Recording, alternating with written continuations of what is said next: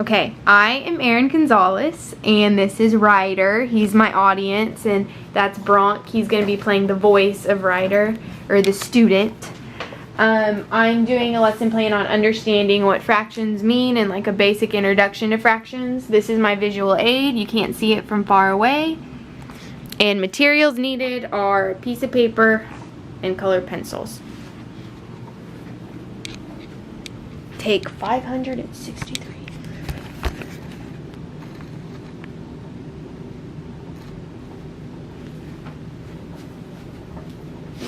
Good afternoon, class, and welcome back. I hope everyone enjoyed their lunch and recess. However, now it is time to put on our thinking caps and focus our minds back on the exciting world of numbers.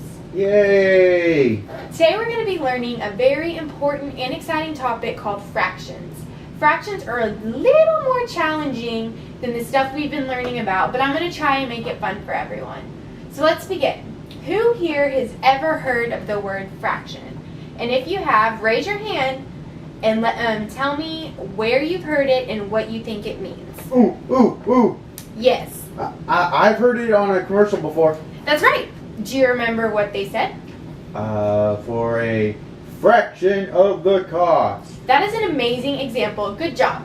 Okay, now I want you to think about the last birthday party you went to.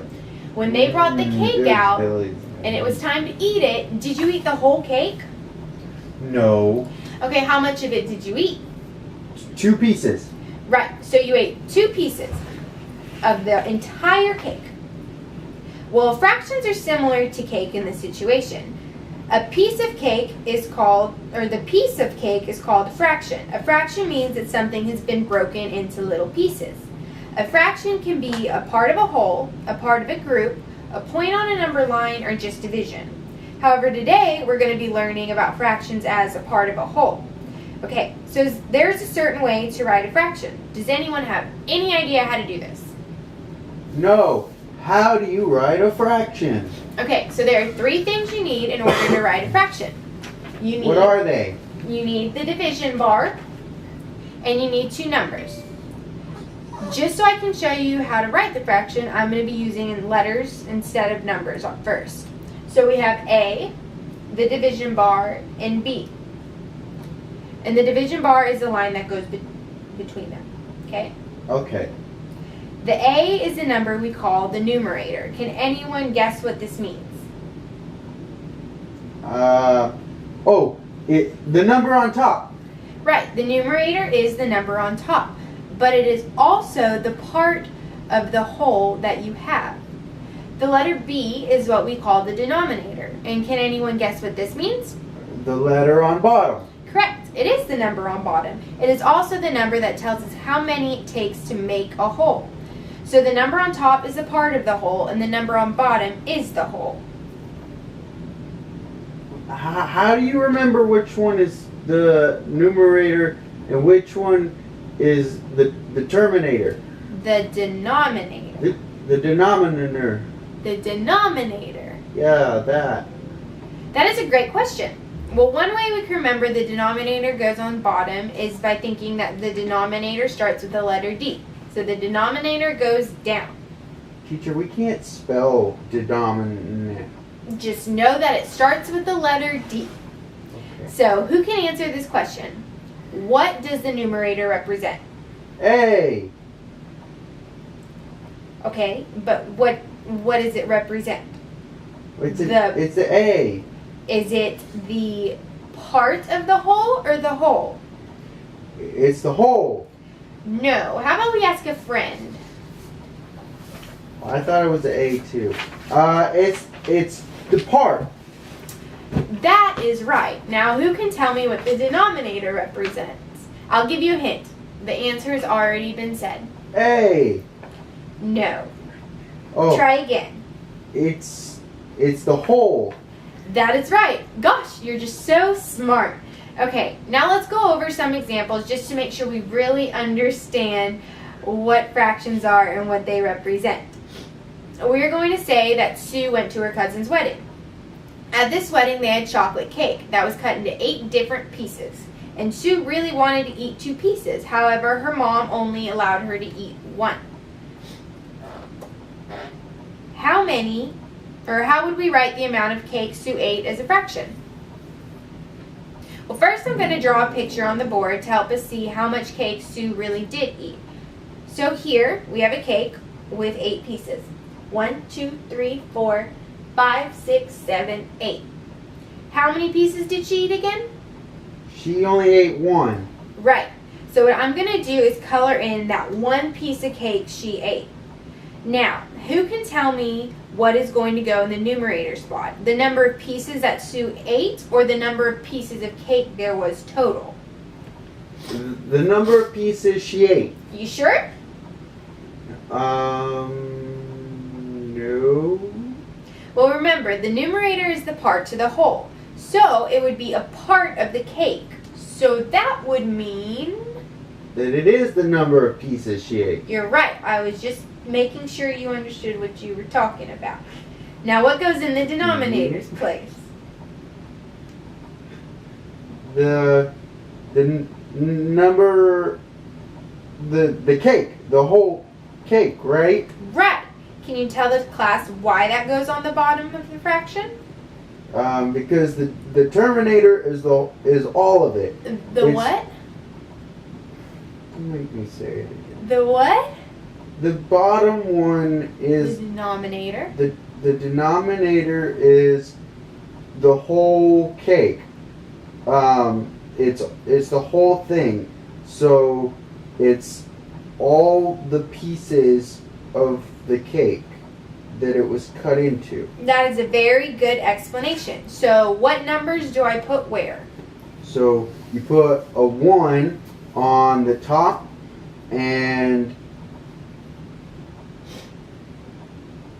1 cake, but 8 Right. because it was cut into 8 on the bottom. Right, you are. You guys are so smart. So we would say that Sue ate 1/8 of the cake. Now, just reviewing that problem, we have... Teacher, are you okay? I'm good. You need some water? No, thank you. I have water. It's okay, thank you though. We have the number of pieces of cake that Sue ate on top, which is also the numerator. And then we have the number of pieces of cake there was total on the bottom, which is the denominator. Not the terminator, the denominator. It's less cool. And so Sue ate 1 piece of cake, and there were 8 pieces of cake total. So she ate 1/8 of the cake. Let's try another example. Dylan has 5 red apples and 6 green apples. He eats 2 of his red apples. Write a fraction to show the amount of red apples he ate out of the total number of red apples he had. And who can tell me what will go on top? And here's an example, a visual of 5 red apples and 6 green apples. What? Who can tell me what number would go on the top if we're trying to figure out the number of red apples he ate out of all the red apples he had? How many did he eat again? He ate 2. So then that one. 2 would go on top? Yes. So the number of red apples he ate would go on top. Yes. Right. And what is the top number called? The numerator? Right. Now what would go on the bottom? The apples. Which apples? All of them. Do you mean all of the red apples or all of the red and green apples combined? I don't know. Well, in the problem, it is asking to show the amount of total red apples he ate over the red apples he had. So the problem is asking specifically for what color apples? Red. Right. So it would be the total number of red apples on the bottom. Right? Right. So now, what is the bottom number called again? Pass. Okay, another student. You. The denominator. The denominator. Yeah. Say it one more time. The denominator. Good job. And just making sure everyone is keeping up and understanding. So, we just said that the number of red apples Dylan ate should be the numerator, and the total number of red apples should be the denominator. So, what would the fraction be? Huh? If Dylan has eaten 2 red apples out of 5 red apples he had, what would the fraction be? 2 on the top, Yes. and then the red apples, all the red apples on 5 on the bottom. Great job. Now, who can write the number of apples he ate, the number of red apples he ate, out of all of the apples he had as a fraction? So this time, do we count the green ones? Yes. So how many green ones did he have? He had 6. And he had 5 red. So would it be 11? Right. The denominator would be 11 because I want to know how many he ate out of all of the apples he had. Now, what would the numerator be? I mean, he still only ate 2 red apples. Right. So it would be 2. good job. Now, what is the fraction we come up with? 2 on the top still, and then it's 11 on the bottom now. Good job. Now, does everyone see how we got that answer? I do. Okay. Well, I'm going to walk through it one more time. So, you see how we have 5 red apples and 6 green apples, making 11 apples total, right? Yes. Good. Now we have the numerator, which is the part of the whole. And in the problem it says Dylan ate 2 apples. So that is the piece of the whole he took. Do you understand that? So it's like the cake when she ate the one piece of cake, but he ate 2 apples, right? Right. Okay, so we know the numerator, and now we have to find the denominator. Do you remember what the denominator is in the problem? It's the one on the bottom. Right. Which is also, in this problem, the total number of apples he has, right? Right. Which is what number? It's 11. Right. Do you get it now? Yeah, I get it now. Okay, good. I'm glad I could clarify. Now, students, we're going to do an activity. We're going to create a fraction caterpillar. Ooh, how do we do that? I'm going to pass out paper and colored pencils, and then I want y'all to draw your caterpillar using at least 3 different colors. And at the bottom of the page, I will have a place for you to write a fraction based on the colors you used to make your caterpillar. It will look something like this. Cool. When you are done, we will turn it off. Everyone will turn it in. And if you have any questions, I'll be walking around the room, and you can raise your hand, and I'll come to you to help. You may begin working on your your caterpillar. Teacher, Yes. I need help. Okay. What can I help you with? So my caterpillar has 3 green circles and 5 blue circles and 1 maroon circle. And if I wanted to do the green circles, it would be 3 on the top. But I don't remember what goes on the bottom. The denominator goes on the bottom. And we know that that is the whole thing. So to find this number, you would just have to add up the 3 green circles, the 5 blue circles, and the 1 maroon circle. And so what does that give you? 3 plus 5 plus 1, carry the decimal, square root of -1 is imaginary, so it's 9. Great job! So you would have 9 as your denominator. So hey teacher, do all of our caterpillars have to have 9 circles? No, you can make your caterpillar as big as you want. Okay.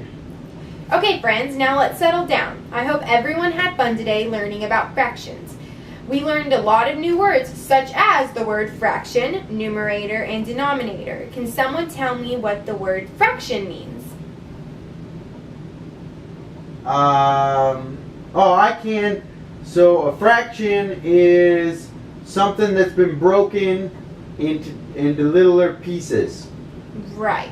Now, can someone else tell me what the numerator is? Oh, that's the one on the top in the fraction. So it's the smaller, it's the piece out of all of it. Great job. Wow, you are just so smart. Now, someone tell me what the denominator is. That is the bottom number, and it's all of it. It's what was broken. You are just amazing me today. I'm so proud of all of you. And do you want to know something really cool? Yes. Fractions can be used in the real world. In fact, I bet you and your parents use them every day. You use fractions when you eat something like the cake at the birthday party we talked about, and you use fractions when dealing with money. Wow. I never knew that. That's cool, dude. Well, we're going to continue to use fractions in the future math lessons when we talk about money and all sorts of other fun math topics. But right now, let's transition to our spelling words.